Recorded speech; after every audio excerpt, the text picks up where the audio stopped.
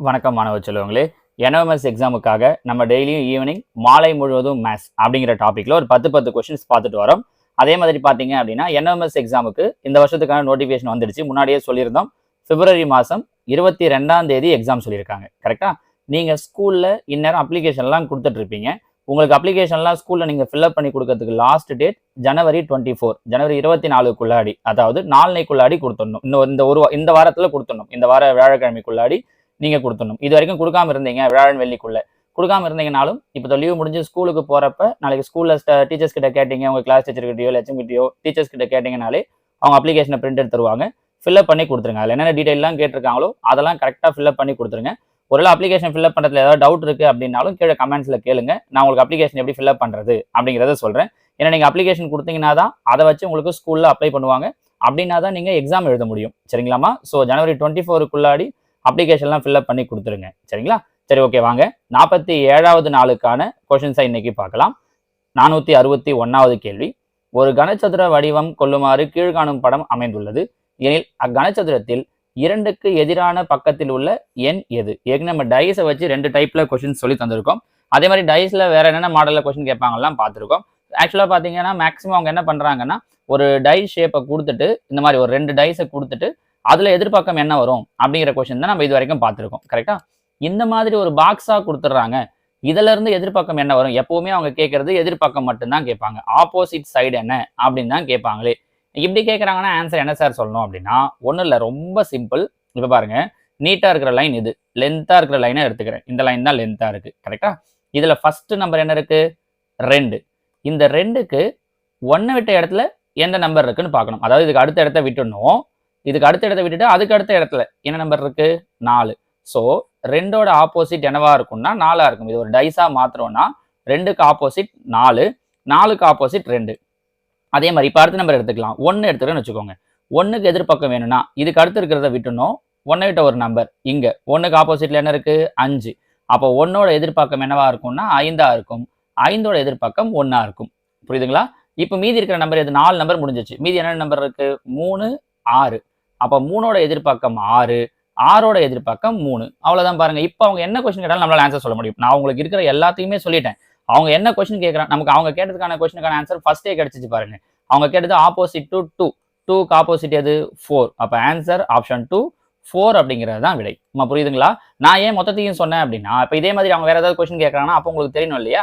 அதுக்காக நான் இதே மாடல்ல உங்களுக்கு ஒரு ஹோம்ஒர்க் தரேன் பாருங்களேன். இந்த கொஸ்டின் உங்களால் ட்ரை பண்ண முடியுதான்னு பாருங்க. இதுல அவங்க 1, 2, 3, 4 வச்சு கொடுத்தாங்க இல்லையா? நான் உங்களுக்கு ஏபிசிடியை வச்சு கொடுக்குறேன். நீங்க இதுல ஆப்போசிட் சொல்ல முடியுதான்னு பாருங்க. அதாவது ஏ, பி, சி, டி, இ, எஃப் இப்படின்னு கொடுக்குறேன். இதே மாடல் தான். இப்போ இதுல நீங்க எனக்கு என்ன கீழே ஆன்சர் சொல்றீங்கன்னா, ஏவுக்கு ஆப்போசிட் என்ன, அதே மாதிரி பிக்கு ஆப்போசிட் என்ன, இக்கு ஆப்போசிட் என்ன, இந்த 3த்துக்கும் ஆன்சர் சொல்லுங்க பார்க்கலாம். புரியுதா?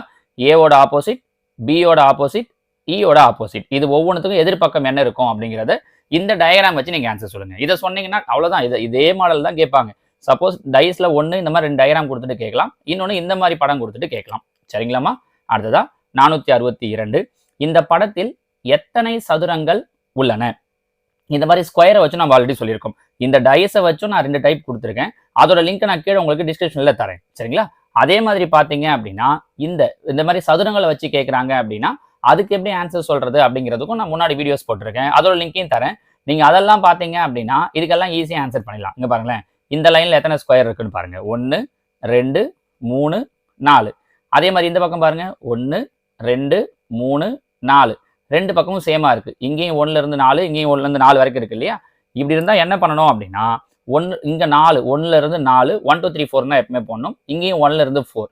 அப்ப என்ன பண்ணணும்னா 1ல இருந்து 4 வரைக்கும் இருக்கிற நம்பர்ஸை ஸ்கொயர் பண்ணணும். 1 ஸ்கொயர், 2 ஸ்கொயர், 3 ஸ்கொயர், 4 ஸ்கொயர். பாருங்க, 1 ஸ்கொயர் பண்ணா 1, 2 ஸ்கொயர் பண்ணா 4, 3 ஸ்கொயர் பண்ணா 9, 4 ஸ்கொயர் பண்ணா 16. இது மொத்தத்தையும் பிளஸ் பண்ணிட்டீங்க அப்படின்னா முடிஞ்சிடுச்சு. 16 4 20, 9 1 10, 20 10 30. அப்ப இதுல மொத்தம் எத்தனை ஸ்கொயர் இருக்கும் அப்படின்னா 30 ஸ்கொயர். 30 சதுரங்கள் உள்ளன. ஆன்சர் ஆப்ஷன் 3, 30 அப்படிங்கிறது தான். புரியுதுங்களா? How many squares are there இந்த ஃபிகர்னு கேட்குறாங்கன்னா இதுதான் ஆன்சர். இப்போ 4 பக்கம், இந்த பக்கமும் 4 இந்த பக்கமும் 4 இருக்கு. ஓகே, ஒருவேளை இப்படி இருக்குன்னு வச்சுக்கோங்களேன், 2 பக்கத்துலையும் 5 5 இருக்கு அப்படின்னா 1 2 3 4 5 1 2 3 3 4 5 இப்படி இருந்தா இதுல எத்தனை ஸ்கொயர் இருக்குன்னு கேட்டா என்ன பண்ணணும்? எப்படி இங்க 1 ஸ்கொயர்ல இருந்து 4 ஸ்கொயர் வரைக்கும் பண்ணுவோமோ அதே மாதிரி இங்க என்ன பண்ணணும்? 1 ஸ்கொயர்ல இருந்து 5 ஸ்கொயர் வரைக்கும் எழுதிட்டு அது மொத்தத்தையும் கூட்டினீங்கன்னா முடிஞ்சிச்சு. இது நான் உங்களுக்கு இந்த வீடியோவில் கொடுக்கக்கூடிய 2வது கொஸ்டின். ஏற்கனவே ஒரு ஹோம்ஒர்க் இங்கே கொடுத்தேன்னா இந்த கொஸ்டின் ஃபர்ஸ்ட் கொஸ்டின். இந்த டைஸ் கொடுத்துட்டு எதிர் பக்கம் என்ன இருக்குன்னு கேட்டது. இது நான் உங்களுக்கு கொடுக்குற 2வது கொஸ்டின்.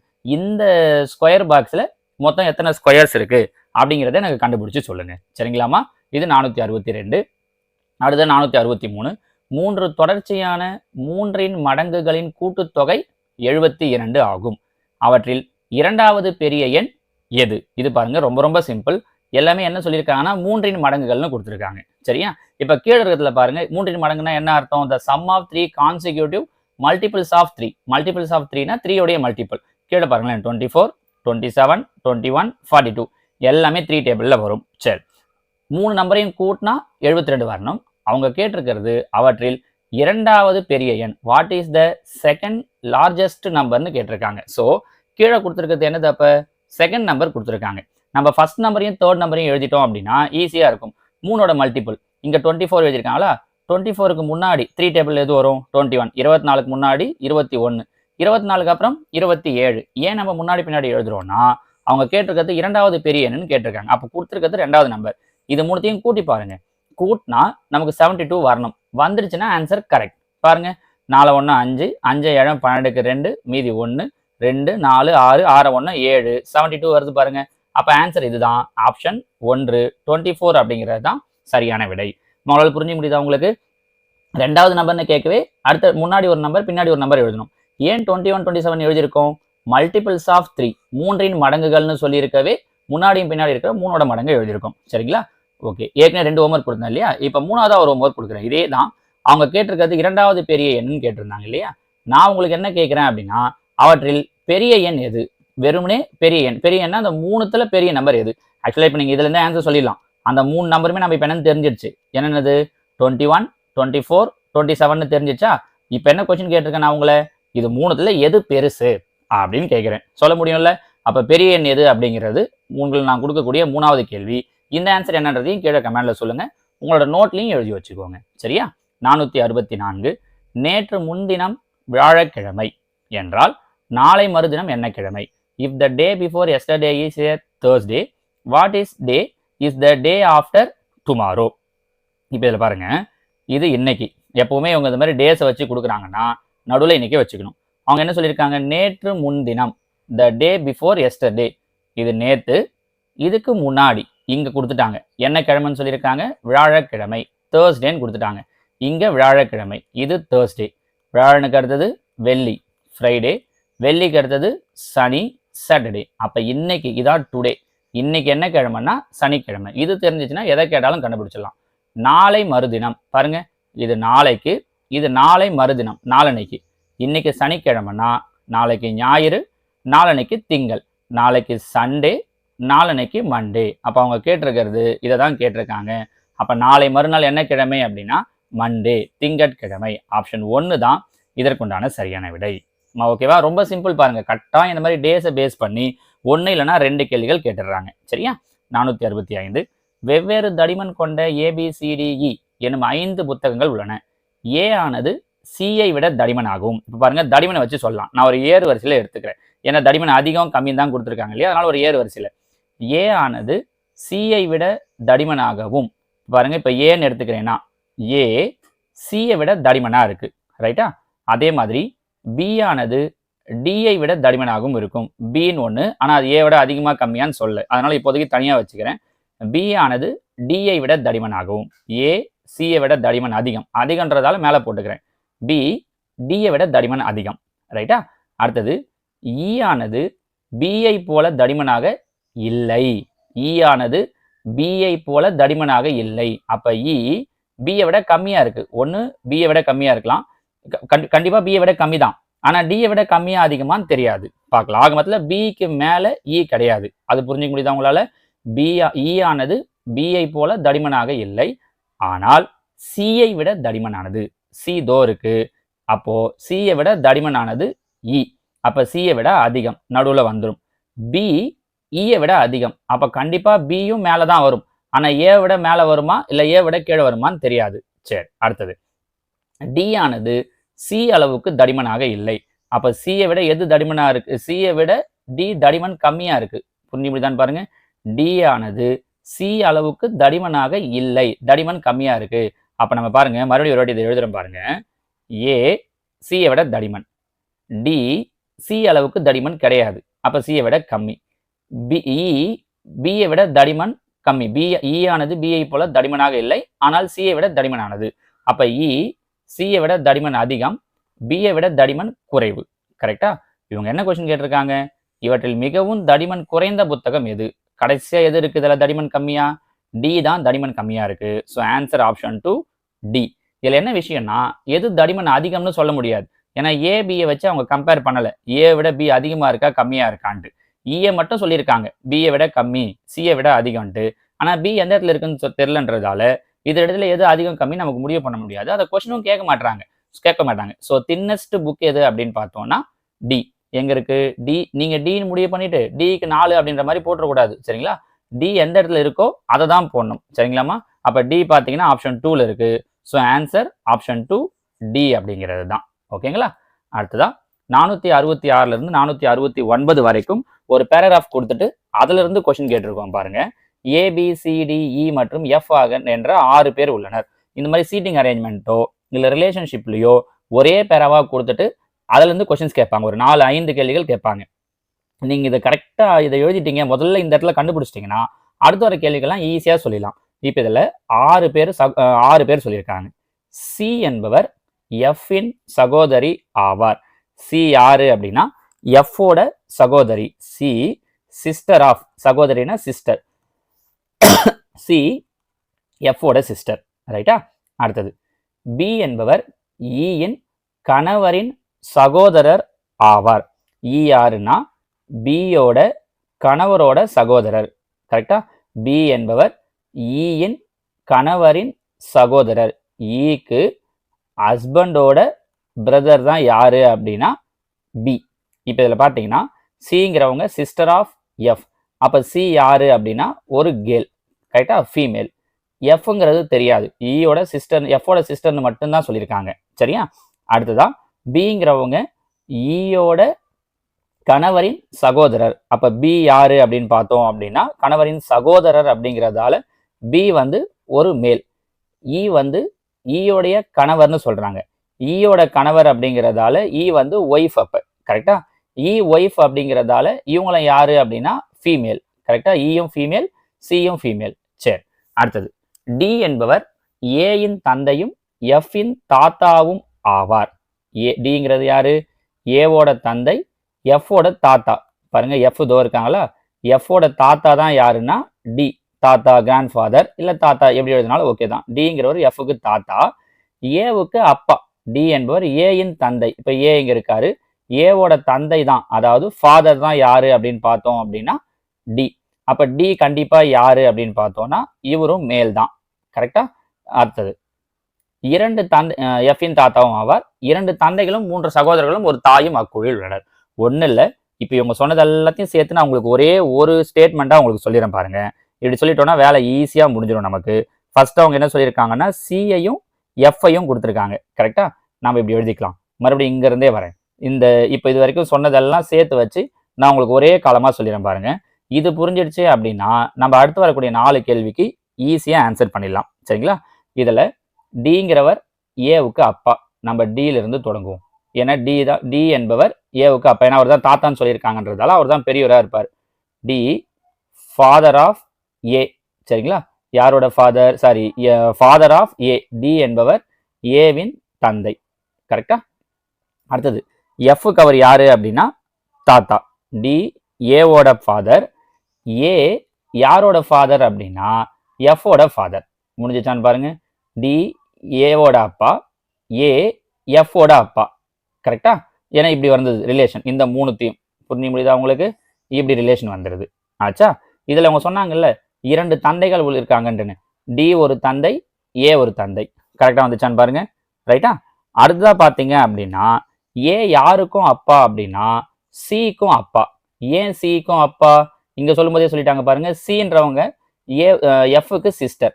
அப்ப எஃப்போட அப்பா ஏனா சியோட அப்பாவும் ஏ தான். ரைட்டா? அடுத்ததா ஏ அப்படிங்கிறவங்க இ பார்த்தீங்கன்னா ஏ என்னன்னு சொல்லியிருந்தாங்க, கணவருடைய பிரதர்னு சொல்லிட்டு ஈய சொன்னாங்க இல்லையா? ஸோ அந்த ஐடியா படி வரும்போது ஏவோட பிரதர் தான் யாரு அப்படின்னு சொல்லி பார்த்தோம் அப்படின்னா, இவங்க வந்து யாரு இங்க பாருங்க, இ வந்து ஒய்ஃப். அப்ப ஏவோட ஒய்ஃப் தான் யாரு அப்படின்னா இ. அப்போ ஏ வந்து ஹஸ்பண்ட் ஆஃப் இ. ஏ வந்து ஈயோட ஹஸ்பண்ட். கரெக்டா? சியும் ஈயோட பொண்ணு தான். ஏன்னா இ டாட்டர் சொன்னாங்க இல்லையா? அதாவது சிஸ்டர் சொன்னாங்க இல்லையா? அப்ப இ வந்து சிக்கு பிரதர், மதர். இ வந்து சியோட மதர். அடுத்தா இன்னும் ஒருத்தர் சொல்லியிருந்தாங்க பாருங்க. இதுல யார் மட்டும் மிஸ் ஆகுது? பி மட்டும் மிஸ் ஆகுது. பி யாரு அப்படின்னா ஏவோட பிரதர், பிரதர் ஆஃப் ஏ. இப்ப பாருங்க, இதுதான் இந்த ஃபேமிலி சார்ட். இது புரிஞ்சிச்சுன்னா கீழே இருக்கிறதுக்கெல்லாம் ஆன்சர் பண்ணிடலாம். மீண்டும் ஒரு வாட்டி சொல்றேன் பாருங்க. இப்ப சொன்னது வந்து லைனா வாங்கலேன். சி என்பவர் எஃப் இன் சகோதரி.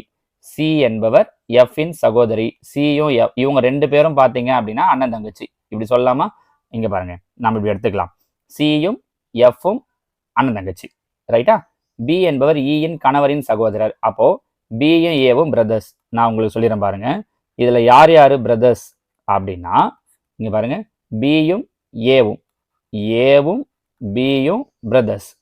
அடுத்ததா பிரதர் சிஸ்டர். பிரதர் சிஸ்டர் யார் யாரு அப்படின்னா, தோ எஃப்பும் சியும், எஃப்பும் சியும் பிரதர் சிஸ்டர். ஹஸ்பண்ட் ஒய்ஃப் யாரு அப்படின்னா ஏவும் ஈயும், husband and wife. Husband and wife யாரு? ஏவும் ஈயும். ரைட்டா? இது அடுத்ததா பாத்தீங்கன்னா டிஏஎஃப், இவங்க ஒருத்தர் ஃபாதர் அப்படின்னு வந்துடும். இதுல இருக்கிற ஃபீமேல்லாம் யார் யாரு? ஃபீமேல்ஸை மட்டும் தனியா எழுதுவோம். ஃபீமேல்ஸ்லாம் யார் யாரு அப்படின்னு பார்த்தோம் அப்படின்னா, இவங்க எல்லாம் யார் யாரு? இ வந்து இவங்களுக்கு மதர். அப்ப இ இருக்காங்க, சி இருக்காங்க. கரெக்டா? சி வந்து சிஸ்டர் ஆஃப்னு கொடுத்துருந்தாங்க. அப்ப சி. ஸோ ஈயும் சியும் ஃபீமேல், மீதி எல்லாம் மேல். ரைட்டா? புரிஞ்சுதா? இப்போ இதுல இருந்து இப்போ ஒவ்வொரு கொஸ்டினா வரும், அதுக்கப்புறம் மீதியை பார்க்கலாம். இதுல அக்குழுவில் உள்ள பெண் உறுப்பினர்கள் நம்ம கடைசியா சொன்னது தான் கேட்டிருக்காங்க பாருங்க. யார் யார் இதுல பெண் சொல்லியிருந்தோம்? ஈயும் சியும் சொல்லியிருந்தோமா? கரெக்டா? அப்ப இதுல இருக்கக்கூடிய பெண் உறுப்பினர்கள் யார் யாரு அப்படின்னா இ அண்ட் சி. ஆப்ஷன் 4. ஒரு கொஸ்டினுக்கு ஆன்சர் முடிஞ்சிச்சு. சரியா? அடுத்தது அக்குழுவில் உள்ள தந்தையர்கள், the fathers present in the group are. யார் யாரெல்லாம் ஃபாதர்னு கேட்டிருக்காங்க. இதோ பாருங்க, இங்கே சொன்னோமே, டி ஏவோட ஃபாதர், ஏ எஃப்ஓட ஃபாதர். அப்ப ஃபாதர்ஸ் யார் யாருன்னா டியும் ஏவும். சொன்னாங்கல்ல, 2 தந்தைகள்னு சொன்னாங்க இல்லையா? அப்ப டியும் ஏவும் தான் இதுல இருக்கக்கூடிய 2 ஃபாதர்ஸ். அப்போ தேர்ட் ஆப்ஷன் ஏ டி, இவங்க 2 பேரும். அடுத்ததா அக்குழுவில் உள்ள ஆண் உறுப்பினர்களின் எண்ணிக்கை. மொத்தம் எத்தனை பேர் இருந்தாங்க? 6 பேர் சொன்னாங்க. ஏவுல இருந்து எஃப் வரைக்கும் 6 பேர். நாம அதுல லேடிஸ் 2 பேரை சொல்லிட்டோம். யார் யாரை சொன்னோம்? இந்த முதல் கேள்வி அதுதான் பாருங்க, ஈயும் சியும். அப்ப இ சி வந்து பெண்கள். 6 பேர்ல 2 பேர் பெண்கள்னா மீதி எத்தனை பேர் இருப்பாங்க? ஆண்கள் 4 பேர். ஸோ குழுவில் உள்ள ஆண் உறுப்பினர்களின் எண்ணிக்கை 4. ஆப்ஷன் 3. கரெக்டா? அடுத்ததா கீழ்கண்ட எது சகோதரர்களை கொண்ட குழுவை குறிக்கிறது? Which of the following is a group of brothers. Brothers யார் யாரு அப்படின்னு கேட்குறாங்க. இப்போ பிரதர்ஸ் இதுல யார் யார் வருவாங்க? அப்ப ஏ பி எஃப், இவங்க 3 பேரும் தான் பிரதர்ஸ். கரெக்டானு பாருங்க. ஏ பி இதோ சொல்லிட்டோம், ஏவும் பியும் பிரதர்ஸ். அதே மாதிரி சியோட பிரதர் தான் யாருன்னா எஃப். அப்போ ஸோ மொத்தமா இருக்கிற பிரதர்ஸ் யார் யாரு அப்படின்னா ஏ பி எஃப். 3 பேருக்கு ஒருத்தருக்கு ஒருத்தர் பிரதர் கிடையாது. ஏவும் பியும் மட்டும்தான் ஒருத்தருக்கு ஒருத்தர் பிரதர். எஃப்ங்கிறவர் இவரோட பையன், ஏவோட பையன். ஆனா அவரு சியோட பிரதர் அப்படிங்கிறதால மொத்தமா சேர்த்துடுறோம். ஸோ ஏபிஎஃப் 3 பேரும் பிரதர்ஸ். முடிஞ்சிச்சு பாருங்க. சரிங்களா? கொஞ்சம் கன்ஃபியூஸ் ஆகிறது மாதிரி தான் இருக்கும். இருந்தாலும் இந்த ஃபேமிலி சார்ட்டை நீங்க கரெக்டா புரிஞ்சு போட்டீங்க அப்படின்னா இந்த 4த்துக்கும் ஆன்சர் சொல்லிடலாம். சரியா? அடுத்தது 470. 5 பேர் ஒரு வரிசையில் நின்று கொண்டிருக்கிறார். பி என்பவர் சிக்கு இடதுபுறமாக நிற்கிறார். பி எங்க நிற்கிறார்னா சிக்கு லெஃப்ட் சைட்ல. ரைட்டா? டி என்பவர் ஈக்கு வலதுபுறமாக நிற்கிறார். டி எங்க இருக்காரு அப்படின்னா ஈக்கு வலதுபுறத்துல நிற்கிறார். ஏ என்பவர் பிக்கு இடதுபுறமாக நிற்கிறார். ஏ எங்க நிற்கிறார் அப்படின்னா பிக்கு இடதுபுறமாக நிற்கிறாள். எனில் நடுவில் நிற்கும் நபர் யார்? பாருங்க, எழுதிட்டோமே, ஏபிசி இடி. நடுவில் இருக்கிறது யாரு அப்படின்னா சி தான். இதுல என்ன ஒரு சின்ன விஷயம் அப்படின்னா இடியை சொல்லும்போது டி என்பவர் ஈக்கு வலதுபுறமாக நிற்கிறார் மட்டும் சொல்லியிருக்காங்க. ஆனா கடைசியா தான் நிற்கிறாங்கன்றதை பத்தி சொல்ல ஒரு லைன் ஆக்சுவலா இங்க மிஸ் ஆயிருக்கு. இதனால அவங்க சொன்னதை வச்சு நம்ம அப்படியே போட்டோம்னா இல்ல நடுவில் இருக்கிறது யாரு அப்படின்னு பாக்குறப்ப நடுவில் இருக்கிறவர் C. So answer option 2 C. முடிஞ்சிச்சு பாருங்க. நம்ம புரியுதுங்களாமா? ஸோ இதில் இந்த 4 கொஷின், அதாவது அந்த ஃபேமிலி ரிலேஷன்ஷிப் வச்சு கொடுத்தோம் பார்த்தீங்களா, நீங்கள் அதுதான் கொஞ்சம் யோசிக்கிற மாதிரி இருக்கும். ஆனால் திரும்ப ஒரு வாட்டி அதை பார்த்தீங்க அப்படின்னா உங்களுக்கு ஈஸியாகவே புரிஞ்சிடும். அது மட்டும் இல்லாமல் நான் உங்களுக்கு ஒரு 3 ஹோம்ஒர்க் கொஷின் கொடுத்துருக்கேன் இதில், கரெக்டாக? நீங்கள் அதுக்கான ஆன்சர்ஸ் என்ன அப்படிங்கிறதையும் கீழே சொல்லுங்கள். நாளைக்கு நான் உங்களை இன்னொரு 10 கொஷினோட பார்க்குறேன். ஓகேவாம்மா? தேங்க்யூ.